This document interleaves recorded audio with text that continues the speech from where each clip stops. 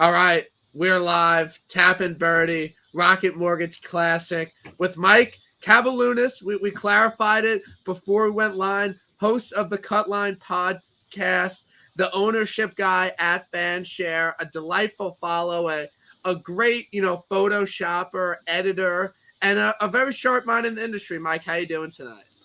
Doing good, BK. Thanks for having me on, man. Love being here. Love being on Tap and Birdie, man. This will be fun. Of course, it's been a long time coming. I think we both can say that.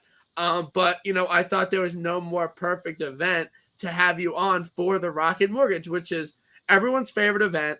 Big names every year, great course, long history. I mean, it's just a great event and a great time of golf during this time of year. Yeah, everyone loves Detroit, right? They love the feral cats. And I'm not going to lie, though, it's gotten better. I got friends who live up there, and they're like, hey, it's better. It's way better now than it used to be. It's better now than it used to be. It's a good city. They need it. They need the tournament. There's not a lot of golf in that area. So I think it's good that they have a little spot there. So how are you kind of grappling with kind of the biggest letdown part of the golf season? I know it kind of lines up poorly with your schedule being a teacher and you have summers off, but between the John Deere, the Rocket Mortgage, the 3M, the Wyndham, like what is your overall take on these few weeks? Because I think a lot of people this gets to the part of the schedule where they're like, okay, enough golf. It's hard to get up for these fields. But how are you kind of grappling with these few weeks we have here? These are some of my favorite weeks because we're not competing against anything else. Like there's no football. I mean, there is baseball, but we just got over the All-Star break. So these are my favorite events because this is the homework we've been doing all year. And we're basically taking everything we've looked at, the players we know, the players we studied, and taking advantage of fields. Didn't you smash a showdown last week? I've been doing well on Showdown these past couple weeks. It's been fun. I don't exactly know what to attribute my success in Showdown to, but I just think in Showdown there's a lot more room for error versus like week-long DFS. Like you don't have to get as lucky, and a lot of the chalkier plays hit, which helped me. I love me some chalk. I love me some 30% owned guys. Yeah. And then if you just kind of pick a few other guys that are like 3, 4, 5% owned and they shoot like -3, you could put something together. So I've done well in Showdown these past 3 weeks. Again, always play the morning guys and just kind of see what goes on. Do you have any success in Showdown? Do you like to play Showdown, or are you more like a week-long guy? Historically, I'm a week-long guy at the beginning of the season. I think there's just a big advantage because people are getting back into the swing of things. And then once you get into like the majors, I think the majors are play right into the hands of someone who studies that tournament for showdowns because there's so many casual players in terms of DFS. And gambling is obviously a separate entity, but it's just people are just fucking dumb, right? They're going to see like someone shoot -6, -7 and go, oh yeah, they're doing it again in round 2. I'm like, okay, no, they're not. Probably not. More than likely not. You guys can all play them as chalk. I'm going to go to a different piece of chalk or go to even a different play entirely. And it's advantageous right now, I think, in my mind, especially with how much homework you do, right? Yeah. I mean, your process starts probably like Saturday, Sunday, and you're breaking down Rocket Mortgage already, and you're looking at it, going through your numbers, looking at the tournament, guys who are actually playing next week, and taking advantage of that. And the fact that you've been watching all year, right? Who doesn't love smashing a few beers on Saturday, watching someone, the gala miss a cut? But that's okay, right? That's okay. We'll that's just all right. That doesn't, get anything going. But a nice showdown sweat on Thursday and Friday. Friday's a great showdown day because, everyone's got their first round leader sweat. So, that takes up a lot of the day, that takes up a lot of the momentum. But then on Friday, you might have a cut line sweat, little shout out to the pod, but you want a little bit more action. So I suggest everyone plays Showdown. There's some great shows like the Showdown Hoedown with D75. Go check that out. Ron Pure does it nice. He's love good. That guy. Like he's like he's a flavor guy, right? Because like you gotta like what he's throwing at you. Like, you got to enjoy that. I know so many people would be like, oh, that guy, I can't stand that guy. But I love his shtick, man. The whole mother-father thing. I love that. I love it. He's like, good. He's in your face, and he doesn't give a fuck who you play. This is what he thinks, and I love that. I love that take. Yeah, maybe we'll have a little bit of that vibe tonight. He's coming on next week to TIB, so things are going to get pretty heated. I don't know if we can contain both our personalities in one pod and both of our drinking in one pod, but we'll have to see. So we'll have to see. That will be a great show next week. But before we go any further, got to shout out our presenting sponsor, as always, BetSperts Golf. Go check them out. I feel like I gain so much information from PGA Splits course breakdown every week, which is only to members. So go sign up, use their DFS optimizer, make some lineups with it. They're great. So go check them out. They make this all possible, and I couldn't be more happy to be partnered with them. So it's great to have someone behind your back and pay a little money. So that's always great, you know. It's good. It's good stuff. Wait, can I throw a plug? Absolutely, dude. Oh, man, cutlinegolf.com. It's absolutely free. I do all the shit myself. Go check it out. If you want to get a little sexy, a little dirty, check out the foreplay. That is one of my favorite reads of the week. Mike puts so much time and effort into his website and into his podcast. It's one of the most well-produced. His website is awesome, just visually, all the effort he puts into it. And I love the core plays. I like the podcast. You're putting out great content. So I apologize that it's taken so long for you to come on TIB, but you're here now, and that's all that matters. Exactly. Hey, we've chatted before. That matters too. We've been on Zooms before. Exactly. Going over certain things. So, you know, it all came together this week. But I want to shout out Allagash White. A lot of people get on me for my beer taste, you know, liking Modelo's and like Heineken's and like, oh, you're always drinking this like shit light beer. It's like, all right, well, my mom got some Allagash White, so I just took them. Asked her permission, obviously. This is a really great light beer. It's from Maine, Belgian style wheat beer. It's tasty. It's just a great beer. If you're ever out at a bar and they have it, go check it out. But, you know, we're up in the repertoire a little bit. We're being a little bit more classy, and we're not, you know, just drinking some Coors Light for the night. You know, we're spicing it up. I do have Modelo's next to me, but, you know, this is a nice warm-up beer. There's nothing wrong with the Modelo. There's absolutely nothing wrong with the Modelo. They're great beer. Been drinking them all summer. I'm kind of, you know, I'm celebrating. I'm in vacation mode. So the company I work at, we just had this big audit, and I've been stressing about it for months. And it ended today, and it went perfect. It went great. All the work I did like paid off, and I'm going on a golf trip to Lake Placid with Andy, PGA Tout, and Jers this weekend. So I only have one more day of work, and then I'm golf trip over the weekend. So life is good right now. I'm feeling great. This is like, you know, we're just starting vacation mode. One day of work, we'll get stuff done, but we're going to tie one on tonight. We're going to have a couple sodas. We're going to have a couple sodas tomorrow night, and then we're going to play a bunch of golf this weekend. So be tuned. Stay tuned for updates, because there will be lots from the golfing weekend. I will be absolutely dialed all weekend. And I can't wait. I really can't wait. So a lot of great stuff to look forward to. I know Andy is your good friend, and you are great on his podcast. So I'm glad to be joined by him on a golf trip. I couldn't imagine golfing with him, because he's got to like provide so much intellect into what you need to do to be successful on a particular shot. Like I was on his podcast, and I was like, God, he is so fucking smart. And, he's a smart guy. And it was phenomenal. It was a great show. He talked about ownership and the production of it, but man, I couldn't imagine being in the same cart with him. And he's like, okay, well, look, you got 200 yards to the middle of the green, but you got a false front. Make sure that you roll it on up there and don't fall. That's gotta be fun. It's gotta be fun. A little pressure. So we're partners like against Jers and Tout. So like he likes to give me a lot of tips like when we're playing together, and I have like a pretty straightforward chip, and he's like, how are you hitting this? Like, where do you want to land? I'm like, yo, like I'm just gonna like chip this up there. Like I'm not really putting that much thought into it, but we'll have a lot of that this weekend. It will be a great time. So the next question I want to ask you is, as someone that puts out really elite ownership projections every week for Fanshare Sports.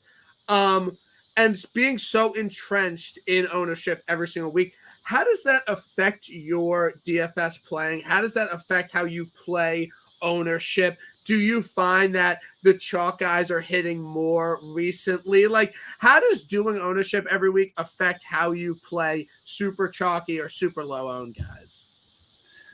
It really comes down to tournament. Like if you look at a major, I tend to not play chalk. I think you hit the outright on Cam Smith at the Open. I hit him too for my 6th outright of the year. But like in terms of like DFS, I was all over Cam that week. And the reason is no one was really playing him in terms of like a high, you know, a high, in terms of, it was a leverage play, right? Everyone was looking at Rory. And then I also look at form. So that's a part of it. It really came down at first. It was hard to not try to get very different. Yeah. And what that was doing, you finish either top 10 or last, like every week. And I don't mind that because obviously you're winning some GPPs and everything like that. But again, that depends on your contest selection too. Like if you feel confident in Tony Finau last week, we'll play him, but then understand how to play him, right? Like if you're gonna commit to Tony Finau, you're gonna play him in every single entry of yours to get leverage to the field because you don't want the chance at one perfect lineup. You want the chance at 150 perfect lineups. And I think people are just too afraid to commit to that. I think that's the problem. They have a fear of missing out on this guy or that guy. Like you look at this week, like people are looking at Cantlay, people are looking at Finau. Oh, Finau can't win again because it'll be back to back. Well, we saw Xander do that. Why can't Finau do that? So like it really just comes down to who you like watching golf. Now it's a little bit different just because honestly, like we're towards the end of the year and game theorying everything is a lot easier because people listen to you. People listen to someone like Tyler Tambolini. They listen to him. They listen to Mayo. They listen to all these guys. And if you listen to those shows, you know who everyone's going to play. And sometimes that doubles, triples, quadruples ownership. But the thing is, people are getting smarter now. So the thing I do at Fanshare is I have to not only use the numbers they provide me, but game theory. Like, well, okay, everyone's talking this guy up. You know, a lot of fish aren't playing this week. It's a lot smarter players. This guy's probably going to go down in ownership versus what is being projected initially. So it's fun. No. It's freaking hard. I'll say that. 100%.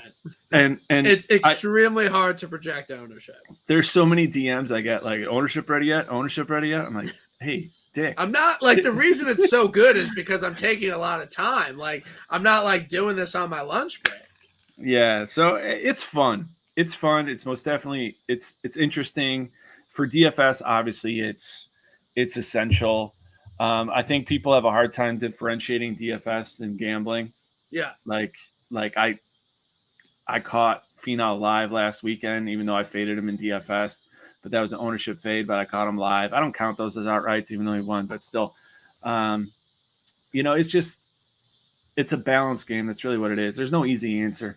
Yeah, no, I agree. And I really lean, and I'm so open with this. I really lean on the side of, I'm going to play my favorite plays. I'm going to play the best plays, in my opinion, regardless of ownership. I am not looking at a DFS slate like I am going to play this guy because he's low owned over a guy I like that's higher owned. That's just not how I play DFS. I know that is not like the quote unquote smartest way to play, but like this week, you look at Cam Young. Like I really believe that he is going to win this golf tournament.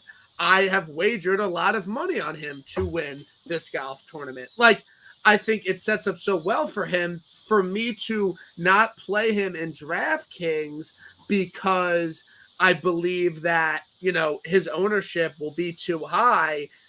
I just don't do that. And a lot of people play that way. So it's a lot easier. It's a lot easier to play that way. But again, if you want to get different and play the ownership and take losing weeks, then, you know, obviously you fade plays that you might like in an outright market or that you really like just from a pure ownership standpoint.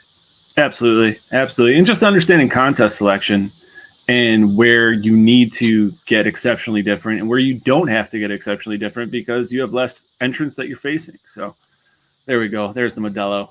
There's a Modelo, and then always you need some lime in it. It just makes it that much better. Just a straight Modelo. It's not that good, to be honest, but you add some lime in it, and it's good. So let's get into it. Rocket Mortgage Classic. We have a pretty decent field, but overall, Detroit Golf Club, a very old classical Donald Ross style golf course. We've seen three above average distance golfers off the tee win this tournament. I have this thing in my head that Nate Lashley is kind of a bomber, at least half a bomber. Am I mistaken about that? I feel like Nate Lashley is kind of a bomber. I feel like 3 long drivers have won this event. Am I mistaken? I don't think Lashley's that much. He's not the bomber that won with DeChambeau and but he's not like a Webb Simpson type. He has some meat off the tee. He does, but now you're talking about 3 years. Is that valid data to say okay, bombers are the way to go? I don't think it's wrong, but the closer you are to the pin, the easier it is. But I mean, he is, I guess, the outlier when you compare it to the other 2 winners, right? No, 100%. I just think he is not. It's not like he's a completely different style of player than the other 2 winners. But what are you looking at specifically this week? What type of players are you targeting? What is your what are you going off of this week based on the course and your experience playing DFS and betting at this event for the past 3 years? Well, I do like driving distance. I do have that weighted in what I'm looking at, but I'm looking at birdies or birdie gained, greens or regulation gained, approach, ball striking, strokes gained, tee to green. I am weighting a little bit of putting. I don't normally do that because I'll do separate models for putters in order to take advantage of that. And I'm really kind of looking at this weather draw. Honestly, moving forward, I don't know how you don't look at this. I didn't see much this week. I don't see much either. Okay. I agree with that. But I look until Wednesday night. Yes. I will be up at 1 a.m. saying, is there a weather draw now? Is there a weather favor now? Take advantage of it now. But I mean, looking at I'm got to do it again. I'm on the course report on cutlinegolf.com, which has the live weather forecast widget. Thursday afternoon is worse than Friday afternoon. Is it massively worse? No, but there could be a potential advantage there.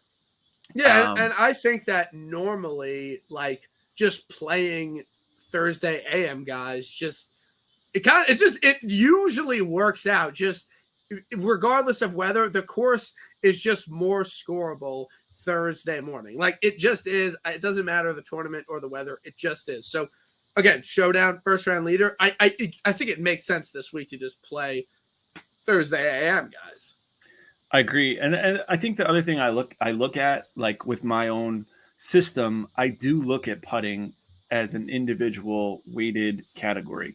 And I create my own putting metrics to evaluate who I like to play. I actually throw this out all the time about guys who are popping in a putting model, but not popping necessarily in your overall stat models, that a lot of guys are forming these cooking cutter ideas. You're going to see a lot of Max Homa love this week, right? I mean, it's Max Homa. Everyone loves Max Homa. But he's popping everyone's models, but he's number 3 in my putting model, which I really love about him in terms of that, because this is a putter's course. Yeah. Guys just, if you putt better, you score more. Yep. No, definitely. So let's get into it. Let's talk about, the 5 highest price golfers on the board, the 5 betting favorites. We got Cantley, we got Finau, prolific winner. We got Willie Z, Cam Young, and Max Homa. I will throw those 5 at the top of the board. Obviously, I love Cam Young this week. That's pretty obvious. I've thought that he was the play the second I found out he was in the field. I think that it is one of the more obvious plays in just golf betting in general, because there's a lot of factors that play into why he's so popular this week and why I like him. First would be that he is easily the best driver of the ball in this field. He has shown that. His first in strokes gained off the tee over the past 24 rounds, above average distance.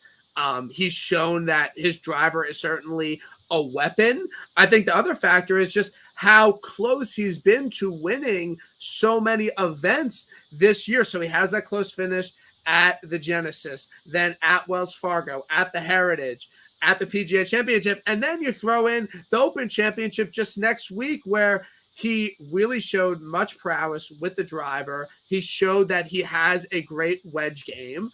I think the only knock on him this week is that he's not an amazing putter. He is not 100%. He's a much better ball striker than he is putter. But on the off chance that he can roll in a lot of putts this week, I think he obviously has a great chance to win. So I have a lot of money on it. I really think he is your winner this week. Are you currently projecting him as the highest owned guy? Because every week there's somebody that everyone talks about as, oh, this guy is going to be the most popular. He is going to be the most shocky. Do you think Cam Young comes in as the highest owned golfer this week? As of now, I would say yes. As of now, I would say he's probably near 29, 28. I mean, depending on how he gets talked up this week, and that's really dependent on Mayo, I guess, like up to 30%, 32%. I have reservations, honestly, about Cam Young. If we're talking about just these five, I mean, you look at 2022 stats, he's 101st in this field in greens and regulation. Okay, that's just 2022. We're not looking at recent form. We're just looking at just 2022. He's 83rd in rounds in the 60s. He's 98th in strokes gained on the par threes. He's 41st in bogey average. He's 67th in bogey avoidance. And the one thing I don't love about playing these guys on these easy courses is that you take like a difficult course in guys that are elite, like you say, like Justin Thomas, someone like that. That's when they pull out those shots that are like, how the hell did he do that? And that's where guys like Cam Young, even guys I argue like Tony Finau, can't do that. Now you put it in a level playing field where you eliminate those difficult shots, and it's a little bit different. It's hard for me to commit to 30% Cam Young, and it's hard for me to commit to someone who in the field is not even in the top 40 of greens and regulation. So that's my hesitation with Cam Young. Do I like my gut says, yeah, play Cam Young. But again, my DFS brain says, no, I'm not going to play Cam Young.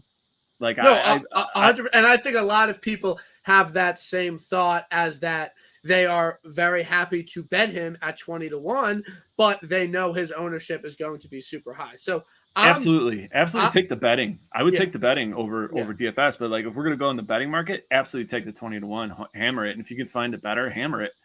But, you know, there's risk with all these guys up here in the top range just because of the way the course is going to be set up.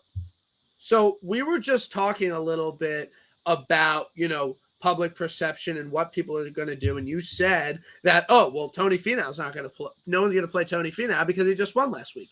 That is 1,000% accurate. I think that after a guy, especially like Tony Finau, wins, I just don't think people are so quick to go and play him again, especially with Cantley, just $100 more expensive. So I personally believe that he will absolutely be the lowest owned in this price range. So if you want a lower end guy to play, maybe with Cam Young, play two top guys, I think that makes sense. But you would agree that Finau will have a much discounted ownership this week based on him winning last week. I just don't think there's any doubt about that. I agree. I think that you look at Cantley and Finau, in my opinion, Cantley is the better player. But if you look at the recent form, Cantley had 3rd at the Memorial, 14th at the U.S. Open, 13th at the Travel. Like it's impeccable form. But like it's not like Finau's been terrible. 2nd, then he had the miscut at the U.S. Open, but then 13th, 28th at the Open Championship, won last weekend. You're gonna tell me that Finau doesn't want to feed those 5 kids he has? Come on, man. He'll take all the money he can get. It's similar to a Xander situation, like you said, like, you know, a guy that doesn't win that often, when he pulls off a win, people are quick to fade next week. I don't think Tony Finau is going to win this week, but I do think that if he comes in around, you know, 13, 14% ownership, like I think that's a good play, where I project a lot of these guys would probably be pretty high owned. The guy it's hard for me to read Will Zalatoris, because in the same token as to where people want to be on Cam Young's first win, they want to be on Zalatoris' first win.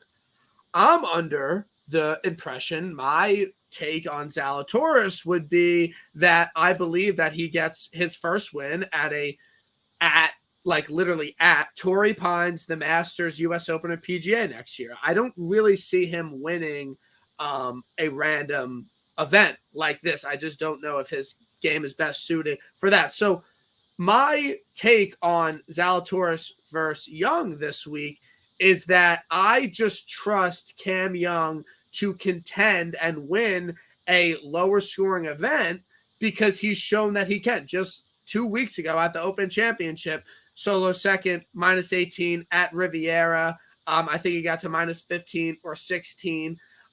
So I just trust him to make more birdies than Will Zalatoris.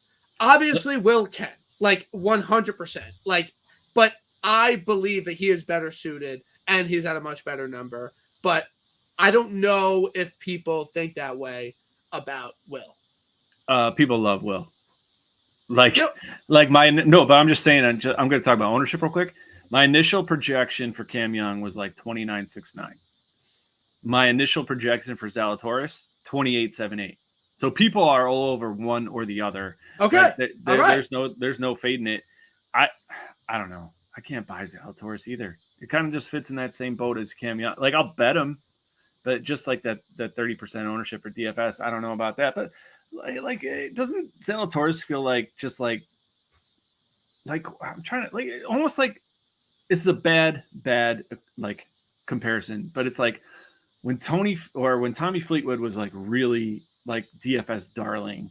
I'm going to play him. He's going to win this week. He's going to win this week. He's going to win this week. He's going to win this week. He's going to win this week. And we're not at a major, just kind of like how you said. I'm okay, I'm going to play Will Zalatoris because he's going to win this week. And then he just lets you down. Yeah. And then he doesn't even get there in DraftKings scoring. I totally. And he was horrible at this event last year. Oh, it was brutal. He was horrible. I want no part of Will Zalatoris this week. I think Cam Young is a better play. They are matched up at a lot of book. Cam Young is actually the underdog. That will be a big bet for me. I'm taking a stand here. So, again, I really, it's not even a question. Cam Young is my favorite play up here. You were talking up Homa before. I would assume he will be popular. Did you get there in your outright card? Will you be starting lineups with Homa? I think that Homa is a very popular play because he's cashed a lot of outright tickets for people. People know him as an elite driver, elite iron player, elite putter.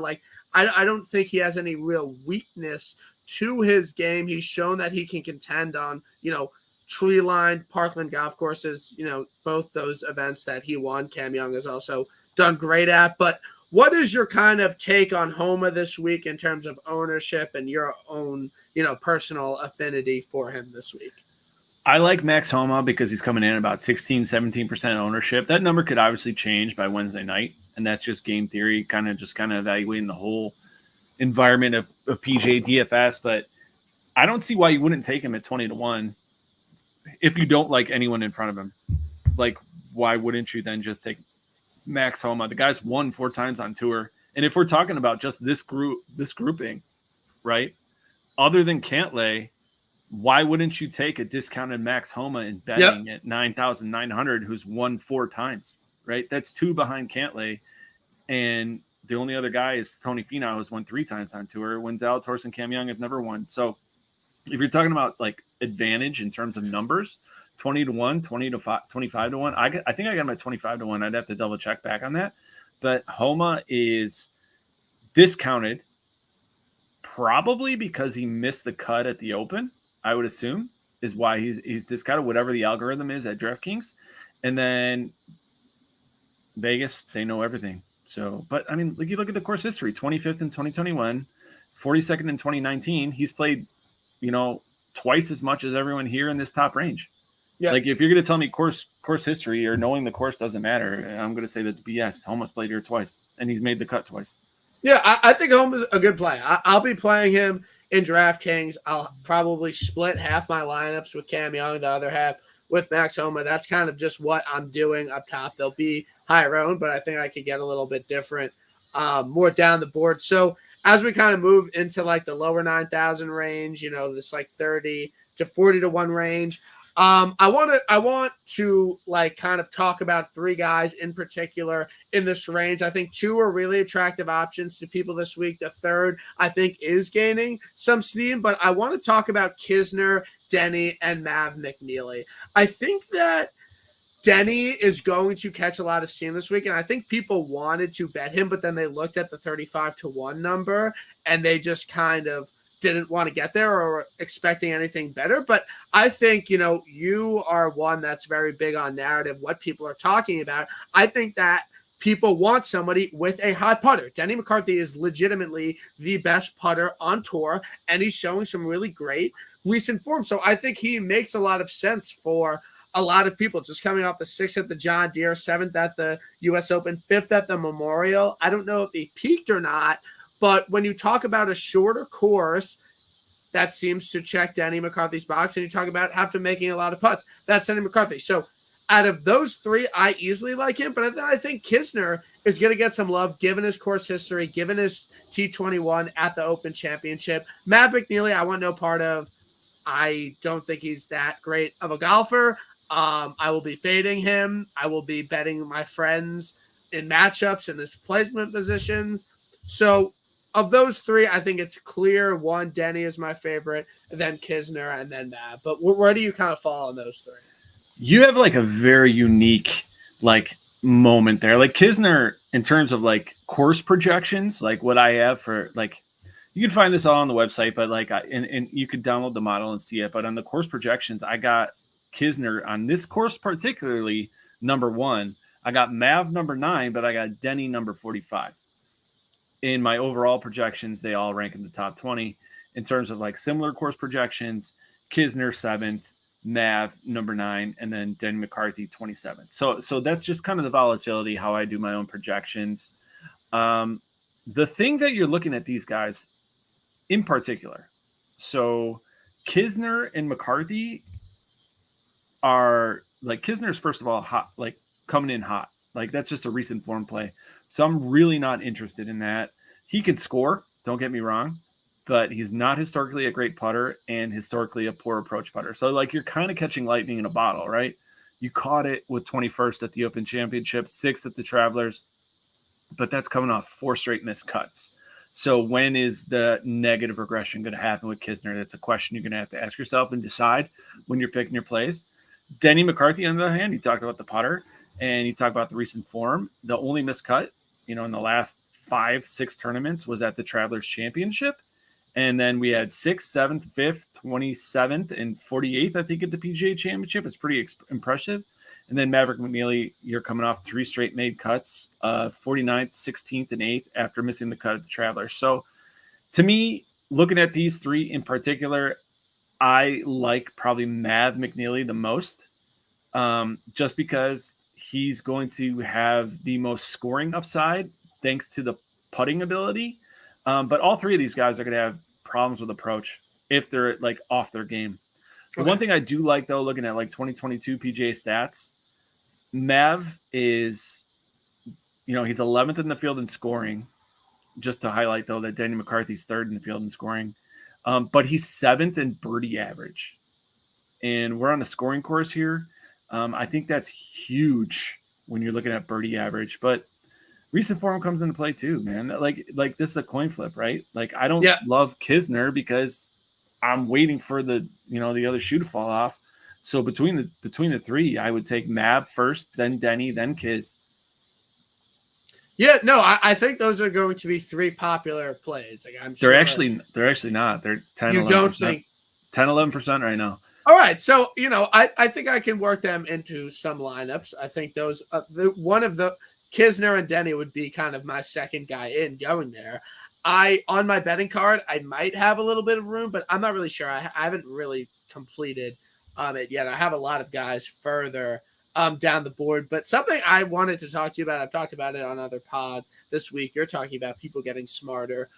I don't know if the people that missed the cut last week at high ownership you're going to get a huge discount on them. Like you talked about, I think people are smarter. I think that people are more inclined to be like, okay, this guy burned me last week, but he's going to be lower owned. So like, I'll play him again. I think that people like Andy talk about that on his podcast, and then people are like, okay, like that's a good thing to do. I'll do that too. So I believe that, like guys like Tringali, Davis Riley, Sahith, I don't know if you're going to get that ownership discount on them. Do you think they are good plays, though, off in this cut?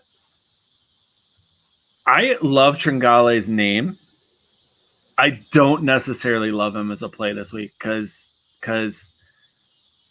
he's still coming in at like 10, 12%, and I'd rather just pay up for Theegala, right? He was the better golfer and has shown it in far less tournaments than journeyman Cameron Tringale. Like, I would rather go up to Sahith. This whole like range, right, from that like 9,300 down to 8K, it's filled with nostalgia. It's filled with golfers that people get like short little mini hard-ons for.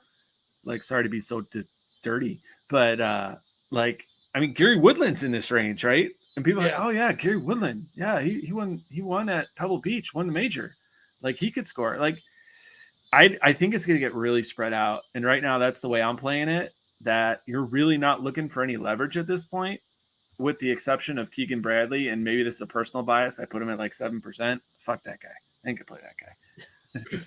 No, love it. I think that, but I do agree. I don't think there's much differentiation in kind of that lower 8K range. I think they'll all get a lot of love. I think Hubbard is really, I think he's going to be pretty popular this week.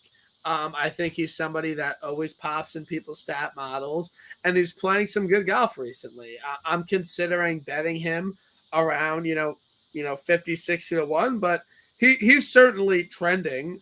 He's made a bunch of cuts in a row, 13th, 47th, 44th. So I don't know. I think Hubbard's probably my favorite play in here. He'll definitely be in my pool. I have him starred, but two guys that I bet outright.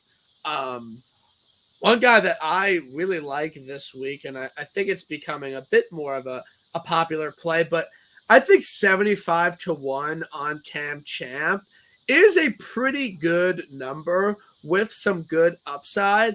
I was joking with some friends. Like, I just think that there is something to playing Cam Champ after a great start, because he's a very streaky player, but he seems to find it and he seems to channel it for another week or two or so. We saw that last week with him winning the 3M, but I just think the way he battled back after shooting 3 over Thursday of the 3M Open and then having 3 straight rounds under par and finishing in the top 20, gaining, 4 strokes ball striking, 3.4 putting. Like, I'm down. You play Cam Champ after a good start.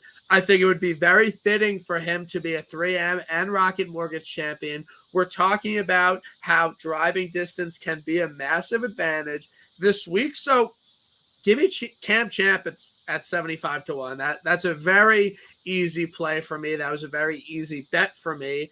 And I will be playing him in DraftKings. He might miss the cut. He might, score super well. But I would say that he will finish in the top 20 this week. I like the bet for an outright. I love the bet for Cam Champ for top 20, top 40. To piggyback off that, I really love Russell Henley here as like a DFS like gem, because he's going to come in maybe single digit ownership. I think people will talk about though, where he'll get to like double digit, like 10, 11%. So really nothing significant, but similar to Champ, with the exception of like the idea of driving distance, you're going like middle of the field with that. But the guy can ball strike. The guy can approach. Like, I think he ranks like second in the field in strokes gained approach. So he's one of the best wedge players, exactly, mid-iron players on tour. That's why he was so popular at the Wyndham last year. And then people are going to see the Sony. Yeah, people are going to see that he missed the cut in 2019 here, and they're going to be like, no, not touching him. And I think another thing that bodes well for Henley at discounted ownership is that he does not have a good start on tour since like the Players. Like, he's just had a lot of middling results, but I trust his ability. We've seen him, be very much in contention to win golf tournaments. So My perception, my few beers deep perception is Russell Henley hasn't done dick in months. I'm not playing him. So I do think he will be single digit ownership. So I think he's a good leverage play. I do. You can't fade Cam Champ here. You guys won. Like, 12th in 2020, 46th in 2019, 16th last weekend at the 3M Open. Like, this is kind of like when Cam Champ shines, right? And you're getting him at a discounted price at 7,600, in my opinion. Looks great in my model, 22nd overall. Love it. So the next guy I bet, I think I got a 65 or 55 2-1 this week is Scott Stallings. So do you have any kind of thoughts about Scott this week? I think I'm surprised he's a little bit, not as popular, but 2 straight top 10s, 8th at the Travelers, 4th at the John Deere, ball striking it really well, great numbers on approach, great numbers putting, and then just a few starts ago, that top 5 where he was in contention to win at the Charles Schwab. So, Scott Stallings, I think it's a good play. I think that, he was high in Andy's model at the week. I think he'll be popular, but do you think Scott is a good play this week? Because I think I'm all over it. I agree. Stallings is a great play. Like, you look at like courses that are similar, and I do this in the projection. He ranks 10th overall, and you're getting him at $7,700. So there's a ton of upside. Great form, great fit for this course, especially at 7,700. You get him at 50 to 1? Did you get him at 50 to 1? Yeah, I think 55 or so. So that's fine with me. And a lot of people here are going to go to Joo Hyung Kim. Yep. Or they're going to go down to Cam Champ. And I mean, people are even going to Matt Kuchar. Like, we talked about, everyone getting a hard on for, nostalgia and all that BS crap. But, I ain't going to play Strokes Gain Old. I don't touch Strokes Gain Old. I don't touch Jason Day because of Strokes Gain Back. These are different Strokes Gain categories you can't find on the PGA website, but I don't touch them. But, comps to this range for Scott Stallings would be, Mac Hughes. And if we're talking about a betting market, Scott Stallings at 50 to 1. Mac Hughes, not necessarily a fit for this course, not necessarily a scorer, but you look at a course history, 14th and 21st, and the guy can putt with the best of them. You get 4 rounds of a hot putter at 100 to 1. Mac Hughes makes sense. I know he's coming off 2 missed cuts, but guess what? Those were across the pond. Before that, 25th, 24th, 28th, 37th at the Memorial to finish that up. I'll take Mac Hughes for a winner at 100 to 1. You don't need to put a lot of units on it, right? Yeah, that's only 30. Fine. 30 Stallings, pounds? though, I like. Okay, fine. Stallings. Lock him in. Playing Scott Stallings this week. Lock him in if you want to. 3 wins on tour, right? All right. The dude can do it. Mac Hughes is one win on tour. Trying to think of where the hell does he live? Scott. Oh, Stallings is from Tennessee. Okay, that's so we're not all the way down in Florida. So we're looking at some bent POA up there in Tennessee. So we're good to go. Yeah, we could be here. We could go on Scott. The next guy, it's been a joke with my friends. These past couple weeks, Chris got her up. Things got a little heated with some friends, but we're all good now. I didn't invent being on Chris Goddard, but I did invent Team Her Up. So if you use that, just tag me in it. I just kind of want to be a part of it. However, 100 to 1, I'm down. He's not gonna win. You got me 100%. But at 100 to 1, sure, why not? He could do it. $7,400. I will be playing him, but he's just playing some great golf. And again, it plays into the elite driver of the ball. I mean, the PGA Tour can't stop tweeting about him because of how prolific of a driver of the ball he is. He's just 330, easy carry off the tee, great iron player too, good wedge player. He can put it close. Again, horrible putter. You got me. He's not a good putter. It's going to be hard for him to make a lot of putts. However, all it takes for him to be neutral with the putter, and I really think he has a good shot to win this week. I'll be playing him in DraftKings. I think he'll be pretty popular. I don't really see why people would hop off him, but I am Team Her Up this week, and I'm excited to enjoy it with my pals up in Lake Placid because I think it's a joint Team Her Up. Everyone's on this guy. First of all, where the hell did you find Goddard up for 100 to 1? DraftKings Sportsbook. I literally can place it for you right now if you want it. It's on DK at 100 to 1. DraftKings, yes, it's literally on DK at 100 to 1. Oh man, that scares me because I was looking at Bovada earlier today, and they had him at 66. So it's a hammer play. It's got to be a hammer play on DraftKings, right? I mean, let me know if you want some money on it. Let me know. I will place it for you. Well, I got DraftKings, but I look everywhere. I don't know. Other 101, like Chris Goddard up at 101 on DraftKings, absolutely. I think other guys you got to consider at 100 to 1. Gligic, right? Yes. MG, you got to consider him. Maybe Bo Hostler, never won on tour, but there's always break your virginity card, waste some money like I did last weekend on Ricky Fowler. I don't know. You want to go with old man Stuart Sink? You want to go with Hank Lebiota? You want to go back? Lebiota was in contention last year. He could have won this event. You want to go to Smo? Team Smo? Team Smo? I mean, like this, we gotta make a bet together. What is we gotta the make bet? Has got her up at 100 to 1. Well, you already got him. We got to do it together. I like Wyndham Clark. I've been riding Wyndham Clark. I've been playing a lot of Wyndham Clark. I am not going to hop off now. I think there's something special in his game. I think it's going to pop one of these weeks. He's just been playing. Okay, he's played a lot of golf in a row. I don't care. But he's just been consistent. I've been playing as just like a low 7 DraftKings play, top 40 play. I like him. I'm betting him outright, for the upside. But again, long driver of the ball, can make a lot of birdies. Played well at the Canadian Open. 16th at the Scottish. Wyndham's my low 7 guy this week. I really like his game. And I think that he's talented enough to pop one week and go out and win. Gligic is 130 to 1. I know a lot about golfers. I could not tell you a single thing about Glick. I know nothing about him. I have no takes on him at all. So why is he your guy this week? What is catching your eye about him? Oh, it's a putter play. I'll start there. Okay. He's not going to pop anywhere. He's 32 years old. He's 32 years old. He's a journeyman he's a journeyman. He's never won on PGA Tour. Let's see. He's a Canada resident. So there you go. But basically putting on that bent pull mix. But the reason I like it is because he can score. And his approach game has been getting better recently. We can get him 131. It could be a tap in birdie cut line combo bet play. And when it hits, we smash. And then we double our followers. Okay. I'm looking at his recent results. They're a lot better than a lot of people's. 40th at the Travelers, 10th at the John Deere, 21st at the Barbasol, 16th at the 3M, gaining on average 4 strokes putting each event. That bent Poa mix at the Travelers, he gained 5.9 on. All right, he's in the player pool. I'm playing him. I'm down to bet it with you 100%. I'm down. We'll split it. We'll throw a couple bucks on it. We got money and.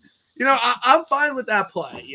There's what are we doing? We doing a unit? We gonna do a unit on this? We doing? No, I'll throw $30 on it. All right, 30 with you. We'll do 30 both. 30 all both right. less. So we're in. He's on the card.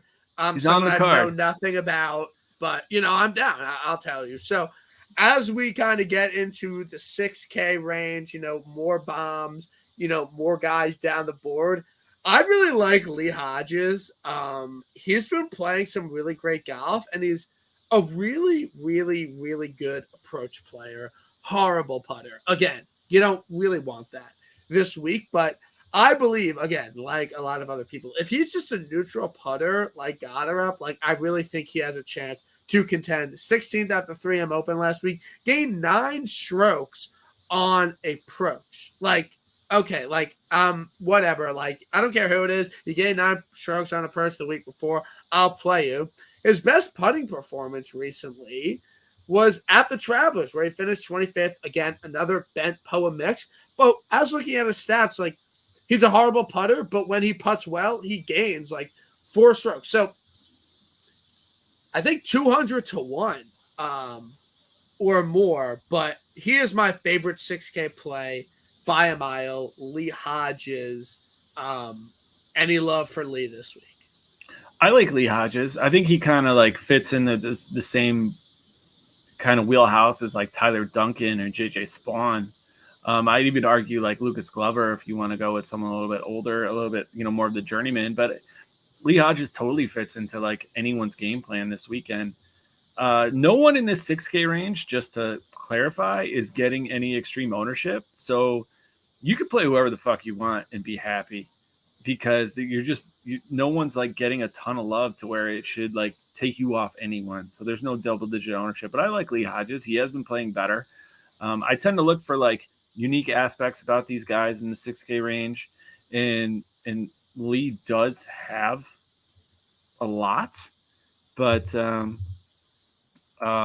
specifically looking at him, like he's like 48th in like comp courses in my projection model. So that's awesome when you're looking at someone who's only like 6,800 and you're in DraftKings. He's 26th in my aggregate model, 27th in my confidence model, 19th in my overall stat model. So the only like concern I have as we move forward to like Wednesday is if people start looking at other shows, listen to everything, and Lee Hodges starts getting steam and that ownership goes from like 2% to 9-10%. Then I'm going to be off him. Then I'm going to be like, okay. I don't think Lee Hodges will be 9-10%. Like, I think I did a pretty good job. No idea. Him. You just sold Lee Hodges. So you just sold $6,800 Lee Hodges. And I know how many people listen to your show. I know when people watch your show. I know how we use your tags on FanShare. Lee Hodges just bumped like 5-6%. So good for that. Way to keep that close to the vest. No, Lee. Look, Lee Hodges is the nuts play this week. Like I'm putting that out there. Lee Hodges nuts play this week. Put him in your lineup. We'll see if it affects ownership because it won't. Lee Hodges will be like 4 or 5%. So, that might be a little bit high, but whatever. So, do you have any other 6K plays that you really like to fill out your lineup? Anyone popping in your models this week? I like Tyler Duncan if his ownership stays low. He looks good in my model. He like you look at like recent form, 45th at 3M Open, 46th at the Travelers, miscut at the RBC Canada, but he does have like decent scoring upside for this price range because he's 39th in birdie average, and then 27th in greens and regulation, 26th in the field in approach. So there's a lot of like advantages in playing Tyler Duncan in this field. Looking at driving distance, if we're going to go back to that narrative, you're looking at guys like Brandon Hagee, Bramlett, Kevin Chappell. I would need to do it like to really give it justice. I would need to do a deeper dive. But the thing you see about Hagee right away is his course history: 6th in 2021, 39th in 2020. So like there is some things that he likes about this course, and plus like you look at his recent form. Even though he missed the cut at the 3M Open. Yeah, pretty badly, by the way. Like, it's pretty badly. What else are you expecting from these guys in the 6K range, like except for like Chesson Hadley? But literally 2 weeks ago, Hagee played super well at the Barbasol. So but it was just funny. I was like, okay, like played well at the Barbasol, like 3M, 6K play, like no, he was just god awful. But he just popped 3 weeks ago, so I think it's a decent play. Yeah, Chesson Hadley has good form at 6,900, but like trying to go lower, it's hard because like I'm looking for scores, right? I'm looking for scores in the field, guys who have been doing it recently. Do you want to go back to Scott Piercy? I don't know.